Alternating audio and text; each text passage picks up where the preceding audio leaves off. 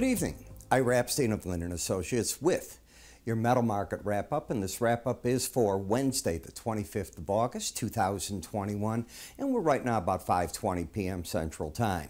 I've been looking for a pullback from the 18-day average of closes in the gold market, and we basically got it. It's interesting. You went up, and you'll see in a moment, you went to a different moving average, and you've fallen back. We'll talk about that in a minute. Silver seems to be gaining on gold a bit. Copper market sort of plateauing out in the 420s at this point. The dollar was down ever so slightly today against a number of markets, but interest rates were actually climbing during the day, and you've got now back a 1.3 and a digit after it in the 10-year note. So you're getting the yields up, but this is all in front of the Friday morning event when we're going to get the Fed Chair, Powell, speaking at the symposium, the Kansas City Fed symposium called Jackson Hole. It's all virtual this year, unfortunately, but that's where it'll be, and we'll see what goes on. There's going to be live news coverage starting tomorrow of this, I believe, on Bloomberg. We'll see if they do any interviews with other central bankers. You might want to be watching that. But let's go right to the charts. As I said, I still see resistance at the 18-week moving average of closes at the 1814 level, and as long as the market's under it, I still maintain an overall bearish bias. When I come to the daily charts, we had rallied up, and for now a couple of days I have been pointing out to you, I said, look folks, you've made it all the way back into this sideways action. You've climbed into it. That's a big resistance point in the market, backing off a little bit.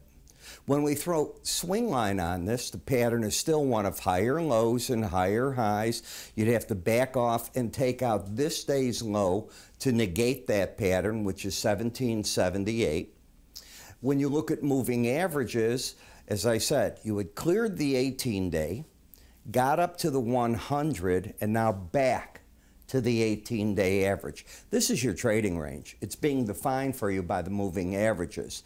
It's also got the Bollinger Bands rather far away. They're not in play at this point, and momentum is overbought.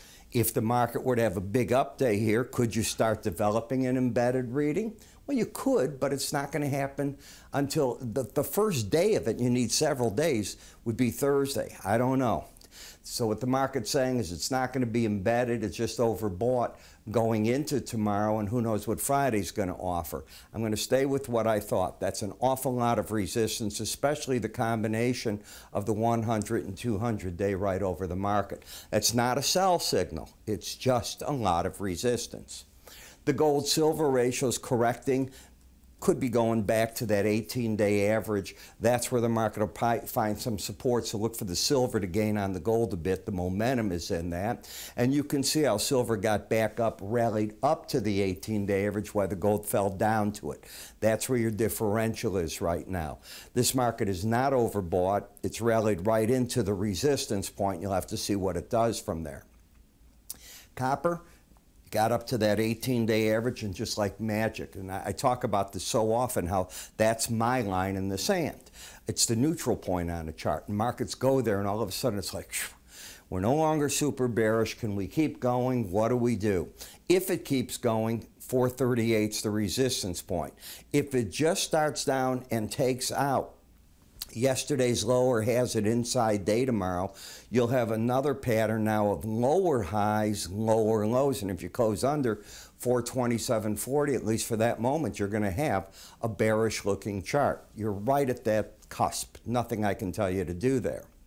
I think that the platinum ran out of momentum as it got up to the 18-day average. That so often happens as you get down into a Bollinger Band zone. You go back up to that line in the sand, and the market likes to figure out what next to do, and that's basically what's going on.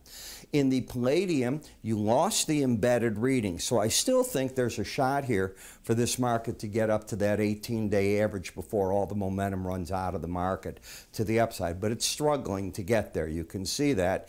And in the dollar index, boy, do I feel good. When the market was up here, I said to you, I think the pros are coming out of the market.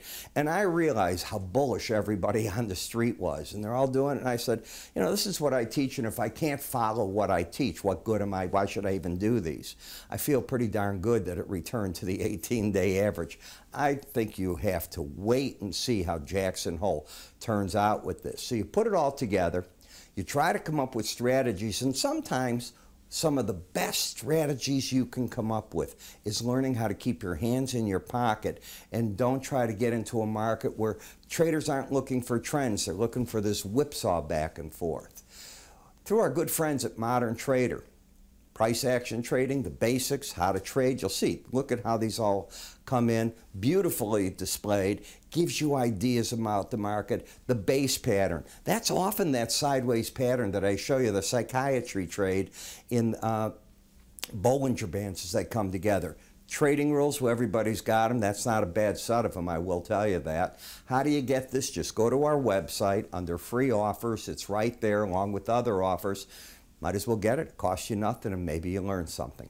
I'm Ira Epstein. I'll talk to you tomorrow morning.